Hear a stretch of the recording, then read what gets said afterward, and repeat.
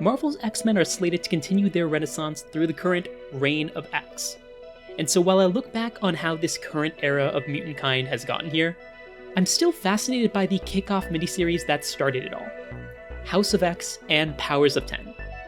Particularly with Powers of 10, there are a couple of small details that have always fascinated me about the book, but they aren't exactly big enough for me to do full-fledged videos on them.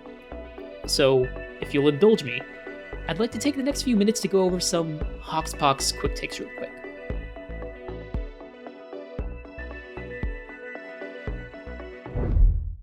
While the overall narrative of Powers of 10 shows a dedication to history, evolution, and a scientific look at the development of society, there's an argument to be made that the overall conflict between Homo superior, mutantkind, and Homo novissima, the post-human race revealed throughout the series, can serve as an allegory for the conflict between the culture of hunter-gatherers and agriculturalists.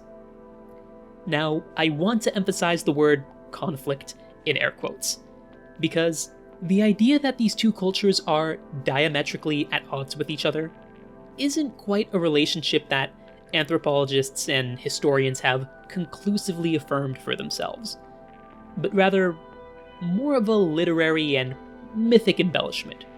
The folkloric clash between hunter-gatherer and agriculturalist lifestyles can be seen in centuries-old texts, ranging from Cain and Abel in the Book of Genesis to the story of Enkidu in the Epic of Gilgamesh.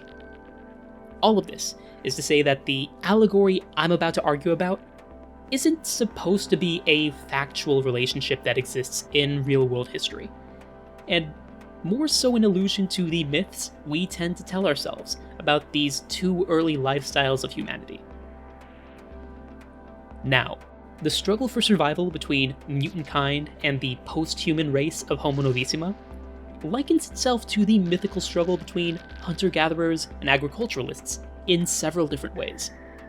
The Krakoan culture of mutants exhibit agriculturalist tendencies, with their entire way of life's emphasis on plant life and the nourishment of Krakoan seeds as core to its authority on the world stage.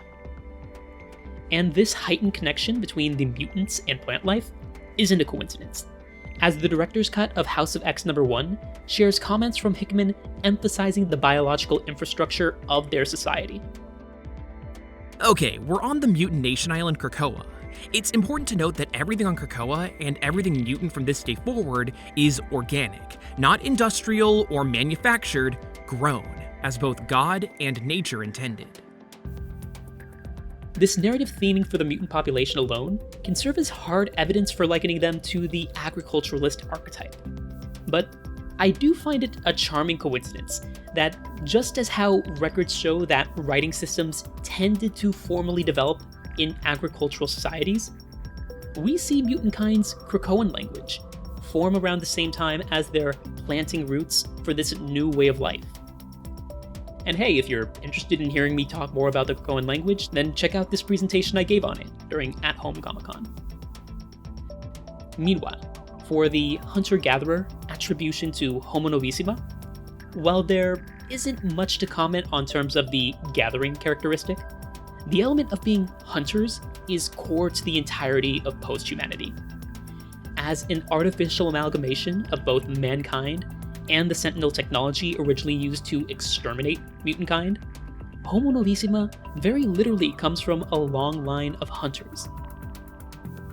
The very idea of anti-mutant technology as being related to the classical concept of hunters goes back decades with the original appearance of the Nimrod Sentinel as an allusion to the famous biblical hunter of the same name.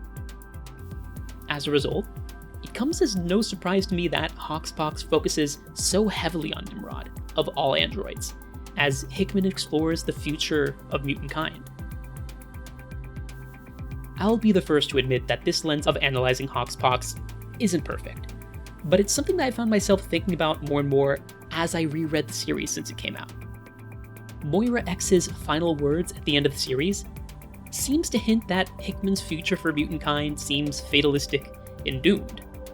But Given how literary conflicts between the hunter-gatherer and agriculturalist dynamics tend to see the agriculturalist as the victor, this allegory can in fact be used as a justification for having faith in Marvel's mutants and holding out hope for them. And who knows, maybe Hickman will return to this theme sometime in the future to really flesh out and solidify this open-ended allegory. This has been Mel from New Comics. I hope you enjoyed the video.